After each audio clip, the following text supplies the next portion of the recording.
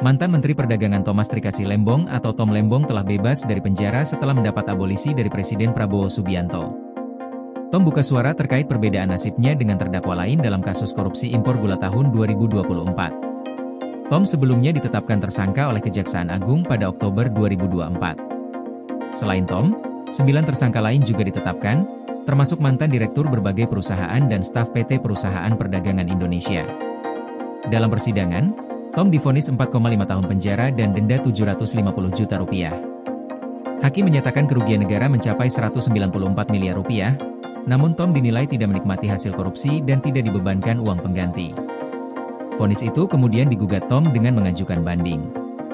Namun, pada akhir Juli 2025, pemerintah dan DPR sepakat memberikan abolisi bagi Tom, sehingga proses hukum dihentikan dan Tom bebas pada 1 Agustus 2025. Tom menyampaikan terima kasih kepada Presiden Prabowo atas pemberian abolisi tersebut. Sementara itu, Kejaksaan Agung menegaskan proses hukum terhadap terdakwa lain tetap berjalan. Kepala Pusat Penerangan Hukum Kejagung menegaskan abolisi hanya berlaku personal untuk Tom dan tidak menghapus perkara korupsi impor gula. Charles Sitorus, salah satu terdakwa lain, divonis 4 tahun penjara dan masih mengajukan banding. Terdakwa lain masih menjalani proses persidangan. Tom tidak banyak berkomentar soal perbedaan nasib ini dan memilih memberi ruang kepada pihak terkait untuk mengomentari. Kini, Tom fokus membuat laporan terkait proses hukumnya ke Mahkamah Agung, Komisi Yudisial, dan Ombudsman.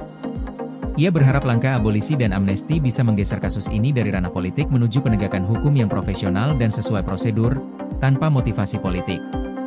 Tom ingin segera move on dan berharap ada perbaikan sistem penegakan hukum di Indonesia. PLN UIPSBU lakukan sosialisasi besaran kompensasi ROW jaringan 150 kafe Blang PD Tapak Tuan guna hadirkan listrik untuk rakyat.